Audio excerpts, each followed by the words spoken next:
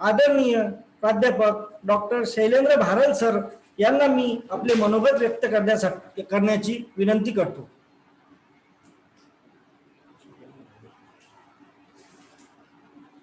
धन्यवाद सर. धन्यवाद sir. Am I audible, sir? Yes, sir. Yes, sir. Okay, sir.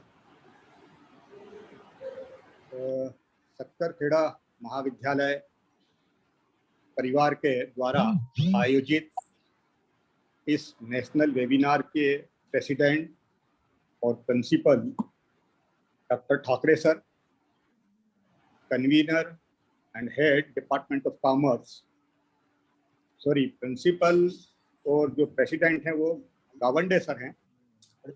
Gawande sir, मैं आपका आभारी हूँ.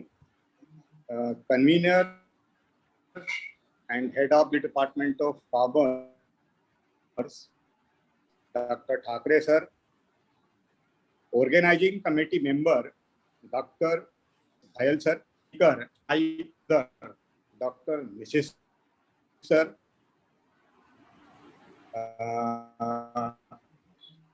जिन्होंने मेरे बारे में काफी कुछ कहा. ऐसा एक अवसर था महाकाल की नगरी में आपको बुलाने का, लेकिन कोविड के कारण वो पीएचडी का वाइवा भी हमें ऑनलाइन. आपके और मेरे बीच में जिन्होंने कोऑर्डिनेशन का काम किया है, इस अवसर पर मैं डॉक्टर प्रदीप ठाकरे सर को भी याद करना चाहूँगा. साथ ही साथ faculty member, research scholar, student और इस वेबिनार को ज्वाइन करने वाले सभी पार्टिसिपेंट्स. सबसे पहले मैं महाविद्यालय परिवार का आभारी हूं और उन्होंने एक अच्छा इनिशिएटिव लिया है इस वेबिनार के द्वारा. जो हमारे प्राइम सेक्टर है एग्रीकल्चर, उसके ऊपर क्या इम्पैक्ट हुआ है इन बिटवीन ड्यूरिंग कोविड-19 के बीच में. तो मेरा जो टॉपिक है, मैं इस पर आपसे 3 हिस्सों के अंदर डिवाइड कर मैं अपनी बात करना चाहूँगा आप लोगों के सामने. पहला हम समझने के प्रयास करेंगे कि कोविड-19 क्या है. दूसरी हम चर्चा करेंगे what is the scenario of agricultural sector. और तीसरा हम देखेंगे कि इस सेक्टर के ऊपर कोविड का क्या इम्पैक्ट हुआ है. तो सबसे पहले हम चर्चा करते हैं कोविड-19 की. लॉकडाउन और अनलॉक के बीच इस कोविड काल के अंदर एक और जहां हमारी चिंता अपने जीवन को बचाए रखने की है, वहीं दूसरी ओर चिंता जीवन को चलाने की है. क्या करना चाहिए जिससे हमारी जिंदगी की गाड़ी भी रफ्तार पर बन. बातों को समझने जानने के लिए इन महाविद्यालयों का वेबिनार के माध्यम से बहुत चर्चा हो रही है. इस पर जो मुझे समझ में आया है कर रहा हूं. पहले हम चीज के ऊपर जाएं कि कोविड है, और यदि हम मेरी उम्र के लोग हैं, उन्होंने कभी ऐसी अपने जीवन में कल्पना नहीं की होगी. जी के लिए हमें यदि हम आकर के देखते हैं तो जो उसके आधार पर यह निष्कर्ष के पेंडेमिक लगभग हर 100 साल के बीच में रिपीट होते आए हैं. लेकिन पहले के 19 के रूप में हमारे बीच में है. जो मुख्य अंतर हमें जो महामारियां हैं वो इसी 6 ग्लोबलाइजेशन के युग में है. तो बीमारी विश्व का ऐसा कोई समुदाय ही बचा है जो इससे प्रभावित नहीं हुआ हो. लॉकडाउन और अनलॉकडाउन रूप से जो कोविड वेव है, इसके 3 फेज 1922 हमने फेज 1 देखा है, लॉकडाउन की प्रक्रिया चली है। 8 प्रेजेंट इन 19 वो चल रहा है, अभी हम उसी के ग्रिप के अंदर हैं। यद्यपि पूरे देश के अंदर 1 जून से अनलॉक की स्थिति है, कुछ प्रतिबंधों के साथ व्यवस्था को ओपन किया गया है, लेकिन जो हमारे मेडिकल साइंस के लोग हैं, एक्सपर्ट हैं, वो अभी भी ये कह रहे हैं नहीं रखी। यदि हम तो नहीं किया है तो तीसरी वेव संभावना जिससे बचना मुश्किल होगा। अगर नेक्स्ट बात करें, कोविड फर्स्ट जो फेज था, जो फर्स्ट वेव थी, इस लोगों के ऊपर प्रतिकूल प्रभाव डाला,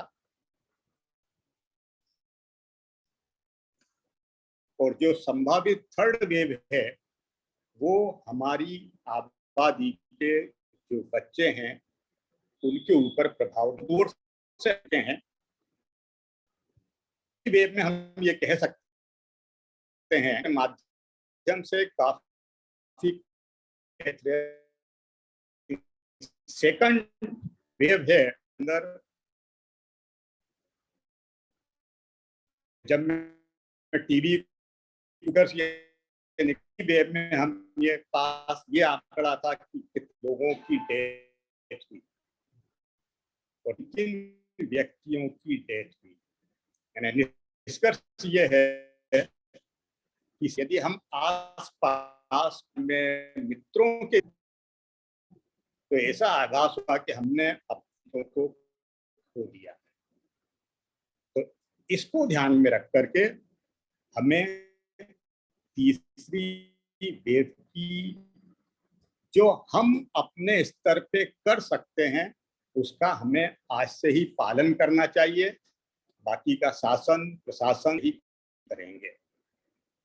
तो निष्कर्ष ये है कि बीमारियां जब आती हैं तो वो जाती नहीं है, वो अपना स्थान समाज के अंदर बना लेती हैं।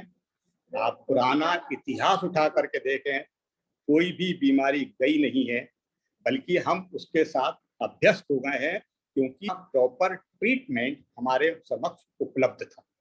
लेकिन आज की डेट में क्या है, हमारे कोविड से अभी भी इसके ऊपर रिसर्च और डेवलपमेंट चल रहा है कि इससे पूरी तरीके से मुक्त होने के लिए की तरह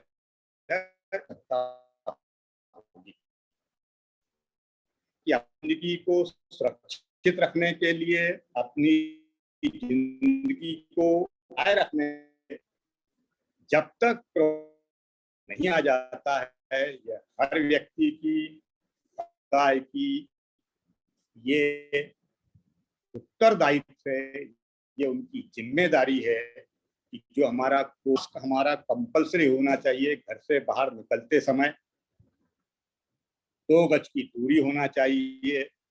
जब तक आवश्यक ना हो हमें अपने घरों से बाहर नहीं निकलना चाहिए।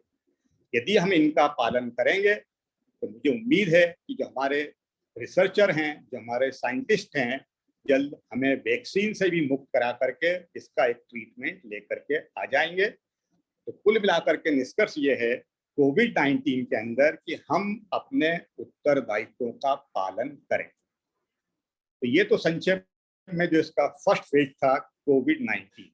अब मैं दूसरी चर्चा करता हूं एग्रीकल्चर सेक्टर की, कि आज की स्थिति के अंदर हमारे देश में या हम लोगों के बीच में कृषि सेक्टर की क्या स्थिति है, जिसे हम चैलेंजेस बोल सकते हैं या प्रेजेंट सिनेरियो बोल सकते हैं। साथियों, यदि हम जीडीपी की बात करें तो जीडीपी के अंदर जो कंट्रीब्यूशन होता है, उस कंट्रीब्यूशन को हम 3 सेक्टर के अंदर डिवाइड कर सकते हैं। नंबर 1 एग्रीकल्चर, सेकंड इंडस्ट्री और थर्ड सर्विस सेक्टर।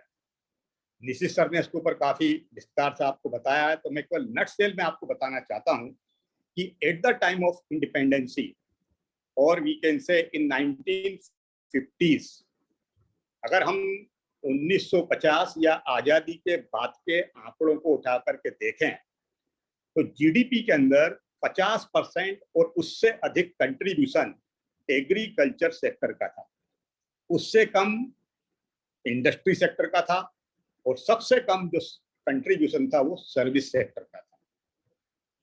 लेकिन आज हम ये देखते हैं कि इसके उल्टी स्थिति हो गई है। जो मैंने डेटा सर्च किए, अगर मैं डेटा के अंदर आपसे बात करूं तो 2015-16 के अंदर इन 2015-16 में आजाद समय जो 52% कंट्रीब्यूशन था वो घटकर के केवल 17.5% रह गया, और जो सर्विस सेक्टर है उसका कंट्रीब्यूशन जीडीपी के अंदर बढ़कर के 66.1 हो गया है। मतलब बिल्कुल रिवर्स हो गया। सर्विस सेक्टर नंबर 1 पर आया है, इंडस्ट्री नंबर 2 पे है, और एग्रीकल्चर सेक्टर नंबर 3 पर आ गया है। तो पहले हम ये देखें कि हमारा आजादी के समय एग्रीकल्चरल सेक्टर के अंदर इसका महत्वपूर्ण योगदान क्यों था। आप कल्पना करें 1947 के अंदर जब देश आजाद हुआ, हमारी कृषि प्रधान अर्थव्यवस्था थी, और जो मेरा पढ़ने में आया है उसके अंदर हमने देखा है कि जो हमारे प्रथम प्रधानमंत्री थे पंडित जवाहरलाल नेहरू, और उनके समकक्ष जो राजनीतिज्ञ थे, तो उस वक्त पूरे विश्व के अंदर 2 महाशक्तियां थी, नंबर 1 अमेरिका और नंबर 2 रसिया। अब रसिया का अस्तित्व खत्म हो गया है, अलग अलग टुकड़ों के अंदर बढ़ गया है। तो पंडित नेहरू जी का और उस समय तत्काल राजनीतिज्ञों का जो झुकाव था वो झुकाव रसिया की तरफ ज्यादा था।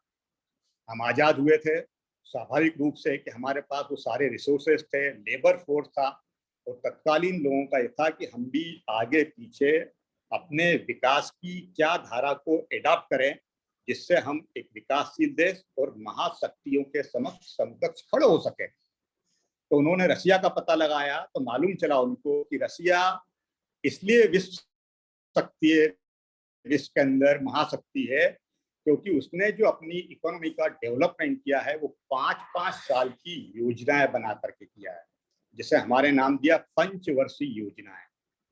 कृषि प्रधान देश होने के कारण पहली 2 योजनाओं के अंतर्गत एग्रीकल्चर सेक्टर पर काफी व्यय किया गया, और आपने देखा उस वक्त हमने नाम दिया था ग्रीन रिवॉल्यूशन, हरित क्रांति। नाकरा भागल डैम और जो हमारा वेस्टर्न यूपी या वेस्टर्न इंडिया का पार्ट है उस वक्त काफी कैनाल वगैरह आजाद मतलब बनाई गई थी। तो ये इन सब रीजन्स के कारण कल्चरल सेक्टर का प्रोडक्शन था, कंट्रीब्यूशन था, वो क्या काफी था। आज भी भले ही यदि हम पूरे टोटल को देखें जो काम के अंदर रोजगारी हुई है उसका 1/2 यानी आधे लोगों को रोजगार प्रत्यक्ष सेक्टर दे रहा है। यदि मैं कुछ आंकड़ों के साथ आपसे बात करूं, आधे लोगों को रोजगार हमारा एग्रीकल्चर सेक्टर दे रहा है, लेकिन 15%। यदि हम सर्विस सेक्टर की बात करें के अंदर लगभग 17% लोग एम्प्लॉयड हैं, इंगेज हैं, और वो जीडीसी के अंदर कंट्रीब्यूशन दे रखे हैं 16 लाख करके। ये है कि हमें इस स्थिति के ऊपर विचार करना पड़ेगा कि जीडीपी के अंदर सर्विस सेक्टर की तुलना में कृषि सेक्टर का अंशदान इतना कम क्यों है।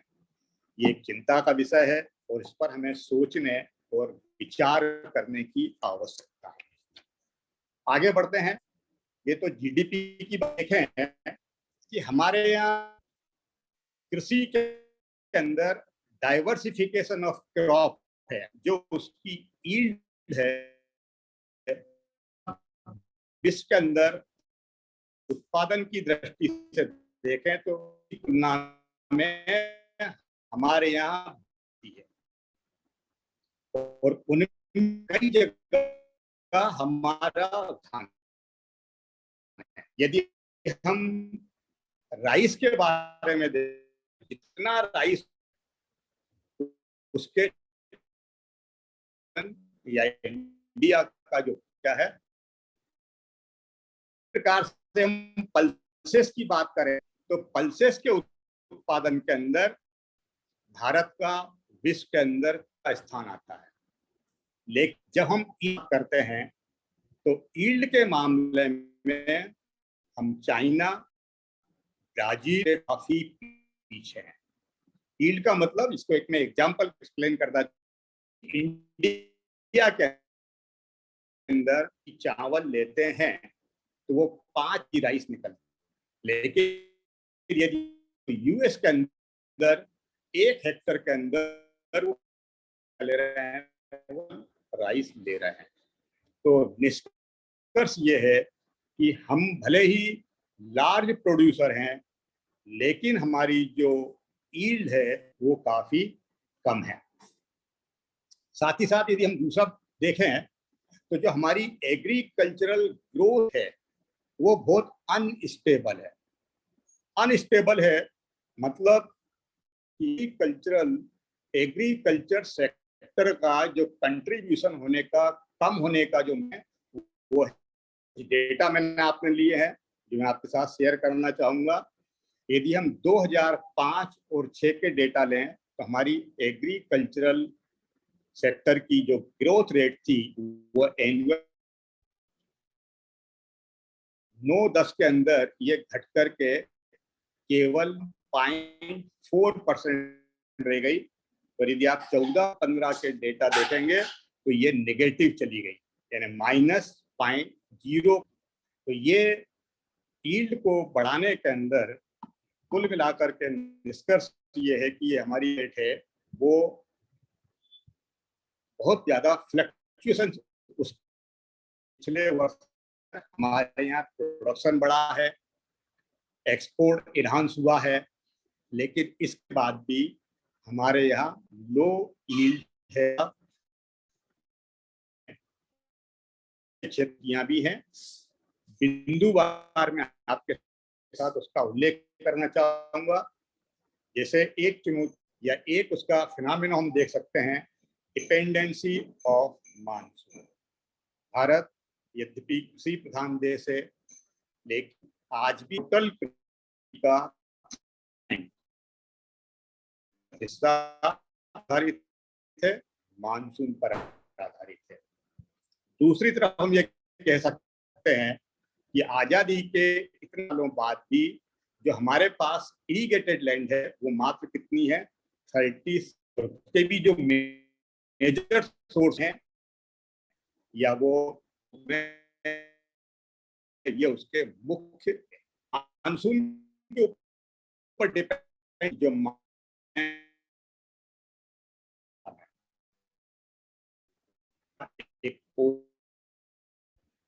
यदि आप वर्षों के औसत को उठाकर औसत बारिश हैं, लेकिन फसलों के हिसाब से उसको हम देखें तो इसमें 20 दिन तक गिरा और 21वें दिन बाद उसने इतना पानी औसत पूरा हो गया। तो क्या हो, ये हमारी प्रोडक्शन भली बड़ी जो यील्ड है सेक्टर में 10 kg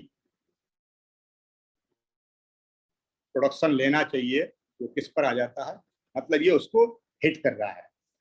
दूसरा क्या कारण हमें इरेटिक वेदर, कई बार वो लेकर जाएंगे, कई बार बहुत ज्यादा ठंडी हो जाएगी, कई बार बहुत ज्यादा हवा चलेगी, जिससे फसल क्या होगी, आड़ी हो जाएगी। इसका किस पर प्रभाव पड़ता है, प्रोडक्टिविटी के ऊपर प्रभाव पड़ता है। मॉइस्चर उसको प्रभावित करता है, चेंज इन क्लाइमेट कंडीशंस हैं, साइक्लोन है, ड्राट है। तो ये सब की सब चीजों का जो मिट्टी की मॉइस्चराइजर है उसके ऊपर प्रभाव पड़ता है और अल्टीमेटली इससे फसलें खराब होती हैं। और कुल मिलाकर के मानसून की अनसर्टेनिटी के कारण या इरिगेशन फैसिलिटी पर्याप्त ना होने के कारण हमारा भली प्रोडक्शन हमें ज्यादा दे हेक्टर, हम उसे पूरा नहीं एग्रीकल्चरल सेक्टर का ये मुझे दिखाई दिया। एक फैक्टर वो जो मुझे महसूस होता है वो है low share of export in global market. अगर हम विश्व पटल के ऊपर देखें तो जो कृषि या कृषि से जनित जो प्रोडक्ट हैं उनका एक्सपोर्ट हमारे यहाँ बहुत कम है, यानी ज्यादा उसका कौन सा मार्केट है, डोमेस्टिक मार्केट है या फिर एफसीआई और भंडारण केंद्रों के अंदर वो किसानों की उपज उसके अंदर डंप हो रही है। तो क्या आवश्यकता है इसके लिए, एक्सपोर्ट बढ़ा, संतरे का उन्होंने एग्जाम पड़ेगा, नहीं बोलना है, फसल के उसके डिफरेंट,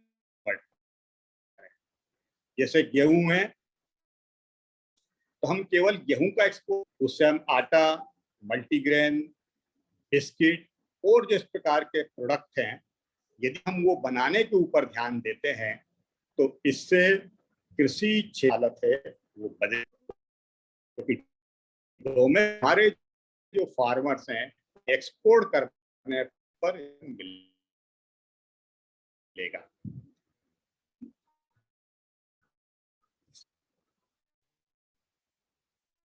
जो फ्रूट्स है जो हैं इसमें भी हमारे पास बहुत अच्छे शेयर, कुछ डेटा मैंने लिए हैं। अगर हम तो दुनिया के अंदर जो आम है उसमें आधे से ज्यादा हिस्सा हिंदुस्तान का है, लेकिन एक्सपोर्ट कितना है भारत वो केवल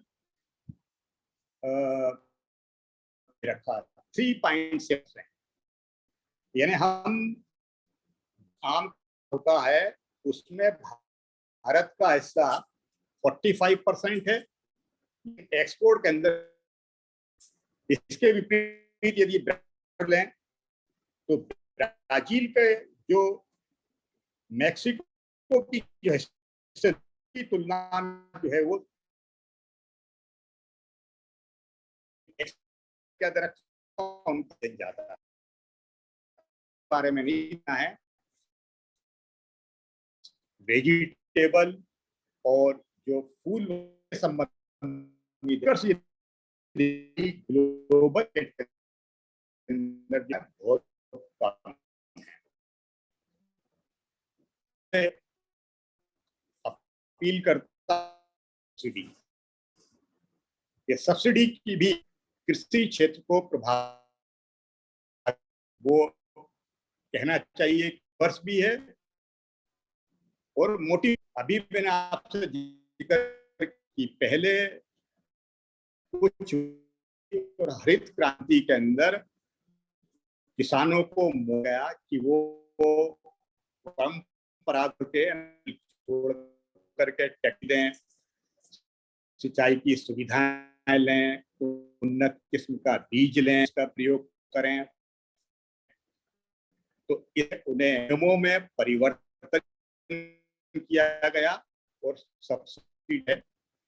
यदि हम किसान की बात करें कि उसकी जो कास्ट ऑफ प्रोडक्शन है वो करके ट्रांसपोर्ट करें, एग्जाम्पल के रूप में तो 100 है, गवर्नमेंट मान लीजिए इसमें 20% या 25% सब्सिडी दे देती है तो उसकी कास्ट ऑफ प्रोडक्शन घट करके रुपए के आसपास ये है कि वो सब्सिडी सीधे किसानों को नहीं मिलती है, सरकार कंपनियों को सब्सिडी देती है। अब इसका प्रभाव क्या था, प्रभाव यह था कि हम हरित क्रांति को और लोगों तक, बाकी बचे किसानों तक लेकर के जाएं और अपनी प्रोडक्टिविटी को बढ़ाएं। लेकिन जब उसे मेरे पास 10,000 रुपए थे तो 10,000 का मेरे को यूरिया खरीदना था, तो कई जगह आपको ऐसे केसेस मिलेंगे कि वो 8,000 नहीं करता है, बल्कि यार मेरे तो 2,000 और बच गए। तो ओवर यूज ऑफ फर्टिलाइजर्स, कई बार हम ये देख रहे हैं कि हम जरूरत से ज्यादा फर्टिलाइजर का प्रयोग कर रहे हैं, इससे भली अल्पकालीन के अंदर प्रोडक्शन बढ़ रहा है। अगर दीर्घकालीन के हिसाब से हम ये देखें तो दीर्घकालीन के अंदर ये मिट्टी की या सॉइल की जो उर्वरा शक्ति है, उस वाटर सिस्टम है, उस पर भी इसके दुष्प्रभाव पड़ रहे हैं। तो मैं आपको सब्सिडी के दोनों प्लस माइनस दोनों चीजों के ऊपर हम चर्चा कर रहे हैं। बाद में फिर निष्कर्ष के रूप में हमें विचार करना पड़ेगा कि इसमें से क्या उचित है। अगला हम ये देखते हैं पावर सब्सिडी। स्वाभाविक रूप से जब आप इरीगेटेड फैसिलिटी कर रहे हैं तो आपको सिंचाई की जरूरत पड़ेगी, उसके लिए बिजली की आवश्यकता होगी। तो पावर सब्सिडी के अंदर या तो किसान को बिजली का कोई भुगतान नहीं करना है, या जो उसका बिजली का बिल आ रहा है उसका उसे कम दर से भुगतान करना है। इससे क्या हो रहा है, ओवर यूज ऑफ, जो हम कहना चाहिए कि ज्यादा से ज्यादा वो पानी निकाल रहे हैं। इसका दुष्प्रभाव ये पड़ रहा है कि जो हमारा ग्राउंड वाटर लेवल है वो काफी कम होता चला जा रहा है।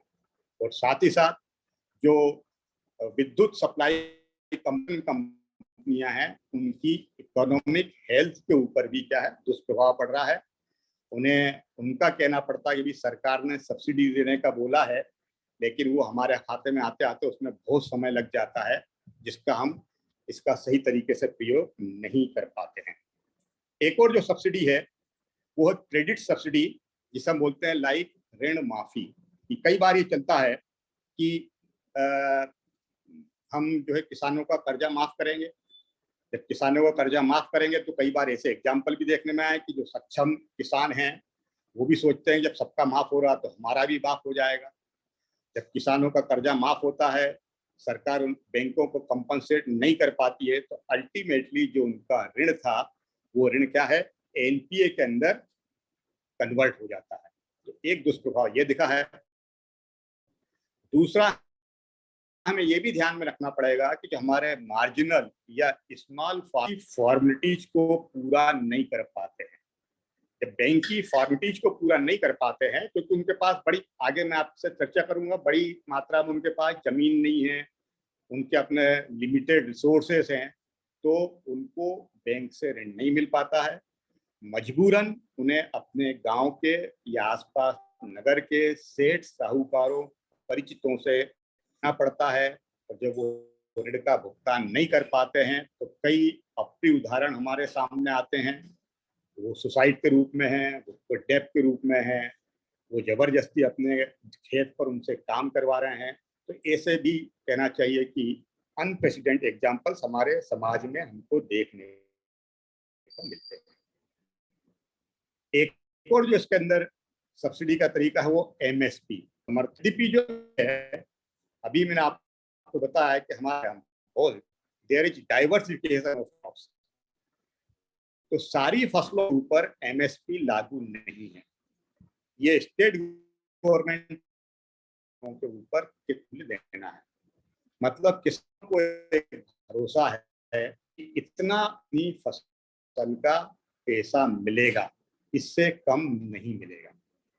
तो जब फसल आती है तो वो लोकल मंडी में बेचने की बजाय कहाँ जाते हैं, रूप में वहां पर जाते हैं। तो इसके भी अपने अपने मेरिट। इससे रिलेटेड एक पॉइंट है जिसे हम कह सकते हैं इनडायरेक्टली कृषि क्षेत्र को प्रभावित ओरिएंटेड पॉलिसीज। यहाँ चाहते हैं कि जैसे ही हम एग्री के अंदर मूल्यों में वृद्धि होती है, मूल्यों में वृद्धि होती है तो सरकार तुरंत निर्यात पर प्रतिबंध लगाती है। निर्यात पर प्रतिबंध इसलिए लगाती है कि वो फसल या प्रोडक्शन देश के सस्ती। छोटा सा एग्जांपल, एक दो एग्जांपल के द्वारा मैं आपको अपनी इस बात को स्पष्ट रखना चाहूंगा कि जैसे लोकल मार्केट के अंदर केवल 10 रुपए के अंदर बिक रहा है और यदि वो एक्सपी डबल या ट्रिपल उसको कीमत मिल जाए तो क्या होगा? प्याज के केस में हम देख ही चुके हैं कि प्याज हमारी कहना चाहिए एक अनिवार्य वस्तु सा बन गया है। सुबह से शाम तक हमें किचन के अंदर प्याज चाहिए ही चाहिए है। तो कोई भी सरकार इसके ऊपर रिस्क लेना नहीं चाहती है कि तुरंत वो प्याज के ऊपर बैन लगाते हैं ताकि कीमतें कम हो जाएं, और कई बार कीमतें कम नहीं होती हैं, प्रयास रहता है कि वो उसे इंपोर्ट करें, कि जो हमारे यहाँ कंज्यूमर प्रोटेक्टेड वाली जो पॉलिसीज हैं, हमारे को लाभकारी मूल्य नहीं मिल पाता है। कारण कि हमारे देश में इसेंशियल कमोडिटी एक्ट है, एक्ट के लागू होने से क्या है कि जो हमारा इन्वेस्टमेंट एक्सपोर्ट को बढ़ाने के लिए, हम सब देखते हैं कि कृषि की जो फसलें हैं लंबे समय तक, कहना चाहिए कि हम स्टोरेज किया है, वेयर हाउसिंग, और ये सरकार इसके अंदर निवेश नहीं कर पाएगी। तो इसके लिए हमें की एडजस्टमेंट की आवश्यकता है। ये लागू हो, जो प्राइवेट सेक्टर, प्राइवेट जो कंपनी है उसके सेक्टर किसी क्षेत्र में के कारण कमोडिटी एक्ट के तहत इसका एक हम एमएसपी जो मैंने आपकी थी उसमें दे रखा, आपको एमएसपी तभी इस माल को बेचेंगे। यदि आप बाहर माल बेच, एमएसपी की गारंटी नहीं होगी। वो व्यक्ति सोचता है, किसान क्या मेरे गांव के नजदीक ये व्यक्ति ले रहा है लेकिन मुझे क्या देगा, कम पैसे देगा। कंपेयर करता है कि मैं मंडी के अंदर ले जाकर के बेचता हूँ, मुझे एमएसपी की कहना चाहिए कि गारंटी है, तो वहां उसकी ट्रांसपोर्टेशन कॉस्ट बढ़ जाती है। तो कुल मिलाकर के ये है कि इसके अपने अपने प्रभाव दुष्प्रभाव दोनों हैं, जिसका हम किसान इसको अनुभव कर रहे हैं। कई बार आप ये देखेंगे कि फसल के समय इतना ज्यादा प्रोडक्शन होता है कि उसके उचित दाम नहीं मिल पाते हैं। अभी सर ने संतरे की बात की, बहुत सारे लोग हमारे उज्जैन से जुड़े हैं, मालवा से जुड़े हैं। आपके नागपुर जितना मीठा ना हो, लेकिन हमारे मालवा के अंदर पिछले कुछ वर्षों के अंदर संतरे की पैदावार बहुत बड़ी है, बहुतायत में संतरा हो रहा है। और मैंने तो सड़कों के ऊपर संतरे के इतने बड़े ढेर लगते हुए देखे हैं, जितने बड़े ढेर सब्जी मंडियों में आलू के नहीं लगते हैं। क्या निष्कर्ष निकला है कि सहारनपुर से, शाजापुर से जब वो संतरा लेकर के आते हैं तो उनको अपनी कीमत ही नहीं मिल पाती है, स्टोरेज है नहीं है उनके पास, बहुतायत के अंदर मांग कम है, प्रोडक्शन ज्यादा जा रहा है। तो ये एक कहना चाहिए कि स्टोरेज की प्रॉब्लम के कारण भी किसानों को उनकी उपज का वाजिब दाम नहीं मिल पाता है। एक और बिंदु जो एग्रीकल्चर सेक्टर के अंदर देखता है वो फ्लैट एग्रीकल्चर मार्केटिंग पॉलिसी। ये agriculture produce market committee act के द्वारा कई रिस्ट्रिक्शंस किसानों के ऊपर लगाए गए हैं, और उसमें यह दिया है कि आप लोकल मार्केट के अंदर ही माल बेचेंगे, बाहर माल नहीं बेच सकते हैं, जिसका एक जिक्र मैंने आपसे किया है, तो उसको मैं रिपीट नहीं करना चाह रहा हूं। दूसरा जो मार्केट पॉलिसी है, सरकार ने इसको बदलने के लिए कि लोकल में कम मिल रहा है, एमएसपी के लिए वहां तक जा रहे हैं, तो हमारी ट्रांसपोर्ट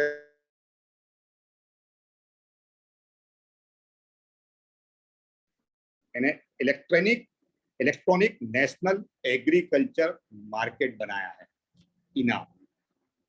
जैसा हम देखते हैं गवर्नमेंट ऑफिस की परचेजिंग के लिए हमारे पास जेम है, गवर्नमेंट ई मार्केट इनाम बनाया है, जहां किसान अपनी फसल को डाल सकता है और उसके बारे में जो बायर है और जो सेलर है वो किसी एक रेट के आधार पर ऑनलाइन इसका ट्रेडिंग कर सकते हैं, की आवश्यकता नहीं है। लेकिन इसकी भी जो कुछ 2-3 समस्याएं हैं जिनके कारण ये इनाम वाला जो पैटर्न है वो हमारे देश में अभी ज्यादा पॉपुलर नहीं हो पाया है। जैसे नंबर 1 अगर हम चर्चा करें तो number 1 cost of transaction. Transaction आज हुआ, उसकी कॉस्ट क्या रहेगी आगे जा करके, जब तक हम उसकी डिलीवरी लेंगे या देंगे तो फ्लक्चुएशन हो सकते हैं उसके अंदर। दूसरा क्वालिटी असेसमेंट चैलेंजेस, तो जब आप ऑनलाइन ट्रेडिंग कर रहे हैं तो केवल देख रहा है एज ए होल उसकी क्वालिटी कितनी है, ये इश्यूज भी इस प्लेटफॉर्म के ऊपर आते हैं। और तीसरा है ट्रांसपोर्ट लॉजिस्टिक। छोटा सा एग्जांपल लें, मान लीजिए एक जो बायर है वो राजस्थान का है या गुजरात का है, और जो सेलर है वो मध्य प्रदेश का है। अब जब इसके बाद उस प्रोडक्शन को अपने नेटिव प्लेस पर लेकर के जाना पड़ेगा, तो ये भी एक उसके अंदर इशू है। तो कुल मिलाकर के ये है कि ये जो कुछ इशू हैं जिनके कारण ये इनाम जैसा एक ऑनलाइन प्लेटफॉर्म है वो ज्यादा सक्सेसफुल नहीं हो पाया है। एक और जो कृषि क्षेत्र के अंदर बिंदु आप देखेंगे, महसूस करेंगे, वो है स्मॉल और मार्जिनल लैंड होल्डिंग।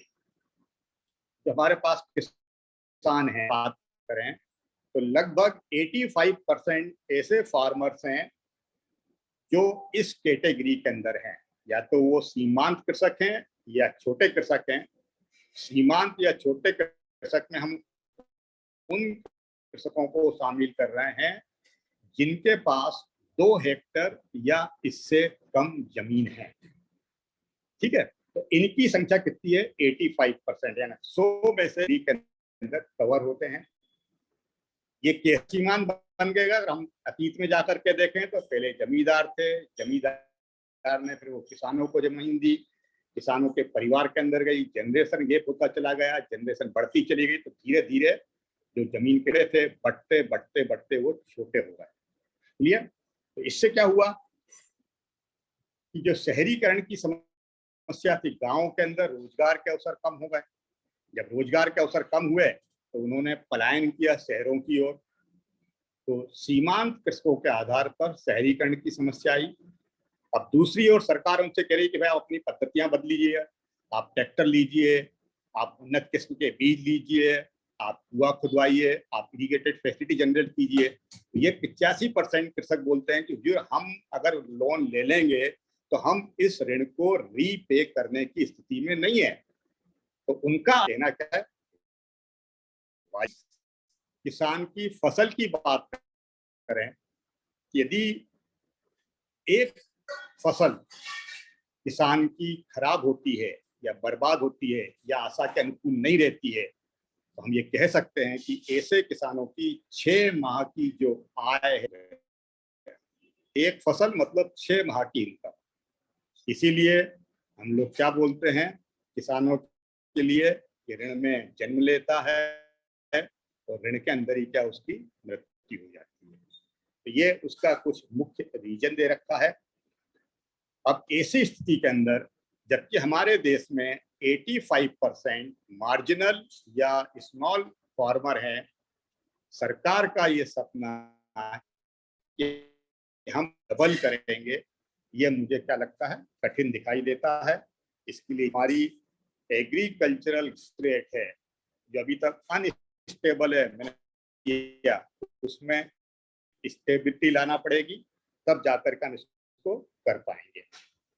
एक और जो बात हमारे सामने आई है वो है poor penetration marketing no proper. प्रकार से कहूं कि जो कृषि है के बीच में प्रॉपर लिंकेज नहीं है, जैसा हम बोल सकते हैं बैक होना चाहिए। बैकवर्ड लिंकेज क्या है कि जो फार्मर हैं उसके पास रॉ मटेरियल है अपने प्रोडक्शन के रूप में, वो फैक्ट्री तक पहुंचाने के अंदर, ये क्या हुआ आपका बैकवर्ड लिंकेज।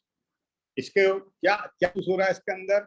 अगर हम ये देखें कि ये एग्रीकल्चर सेक्टर को गांव के अंदर पर्याप्त मात्रा में, कहना चाहिए रोड्स नहीं है, ट्रांसपोर्ट फैसिलिटी नहीं है, ये से अगर वो फैक्ट्री के पास विद इन टाइम ये नई प्रोडक्शन ले लेते हैं, नहीं हो पाते हैं। तो ये जो लिंकेज है जिससे हम बोल रहे हैं backward linkage in between factory and farmers, इसे हमें दुरुस्त करना होगा।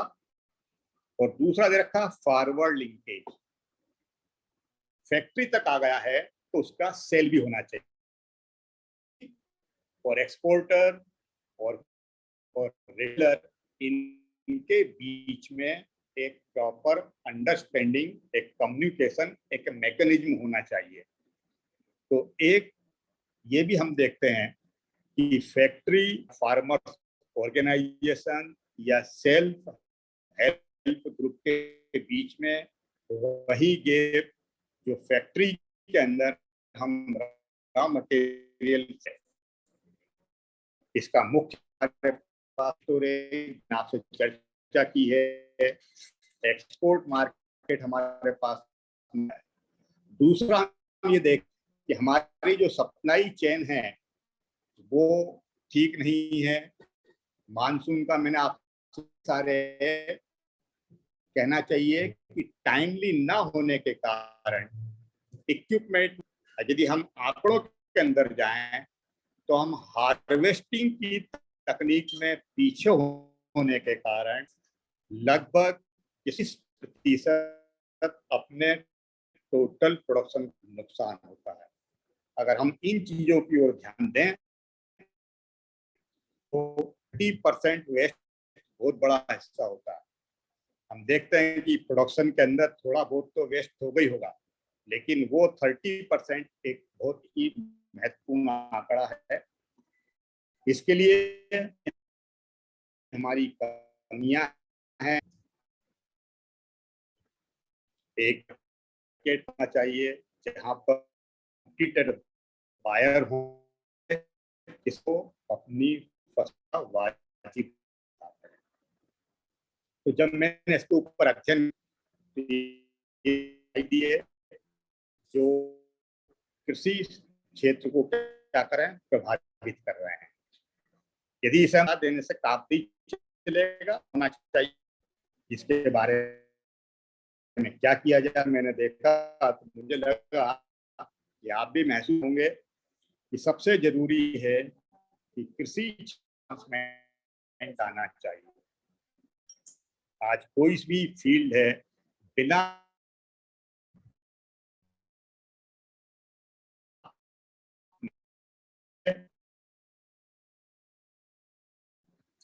वो इस फील्ड के जानकार बताएंगे कि कहाँ कहाँ टेक्नोलॉजी का हम सहारा ले सकते हैं। आगे जाकर के मैं कुछ एग्जांपल्स आपके सामने दूंगा। अभी सिर्फ ये बताता हूँ, जैसे हम बैंकिंग सेक्टर को लें तो उन्होंने 18 लेकर के debit card, online printing, e statement, ये बिना घर बैठे ये खुद आप कर सकते हैं। इस प्रकार का चेंजेस इसमें आना चाहिए। दूसरा मैकेनिज्म हमको, हमारे परंपरागत तरीके हैं उन्हें हमें बदलना पड़ेगा। नए साधनों को हम अडॉप्ट करेंगे, में हो सकते हैं वो इरिगेशन,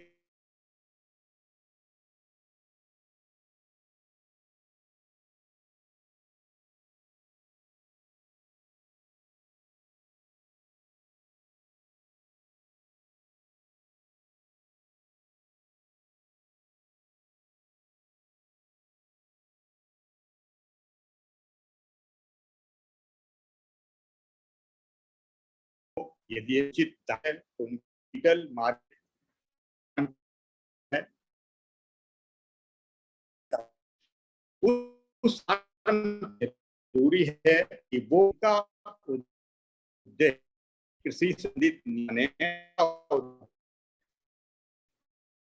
प्रोडक्ट सेल सामने फार्मर्स ये कि मैं कल्चरल है सेल के मोटी बातें साथ मेरे जो हिस्सा है इम्पैक्ट वो भी कह सकते हैं इनका देश की अर्थ क्षेत्र के ऊपर प्रभाव का वो पॉजिटिव कृषि,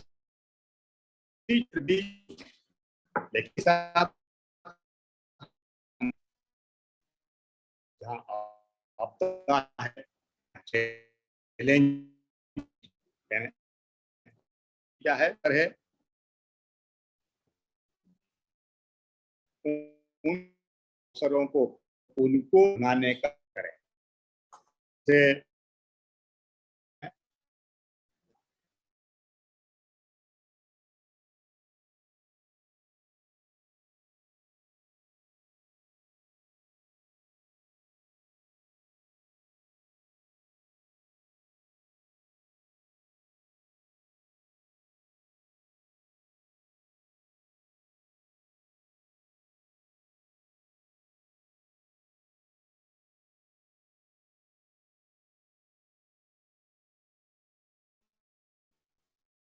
और दीवार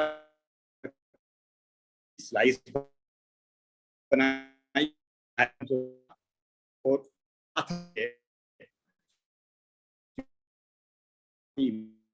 पाउडर की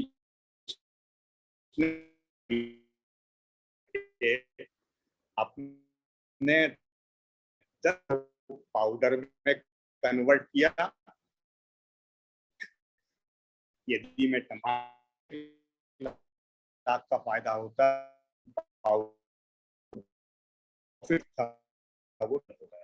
वो जाके हुआ कि का पड़ी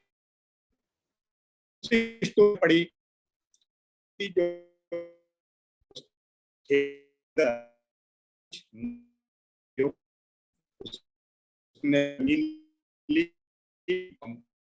पर किसान ने फसल को बेचा, उसके साथ मैंने बनाया ग्रेन करके बच्चों को से प्रोडक्ट में की मैं की मांग नहीं कर। तो ये कुछ छोटियां हैं तो की हमें इसी प्रकार से की एक हमारे है जहाँ फल की फसल होती है तो वहां वो उनको प्रशिक्षित कर रहे हैं। जहाँ फल का गूदा, उसके बीजे, उसके छिलके का बाई प्रोडक्ट रूप में प्रयोग के आदिवासी क्षेत्र की बात है, उनके लिमिटेड लग रही है कि इस वक्त उनका उल्लेख किया जा सकता है, तो वो मैं आपके साथ शेयर करना चाहता हूं कि वहां तूफान भी हार जाते हैं, वहां तूफान भी हार जाते हैं जहां कश्तियां जित पर होती।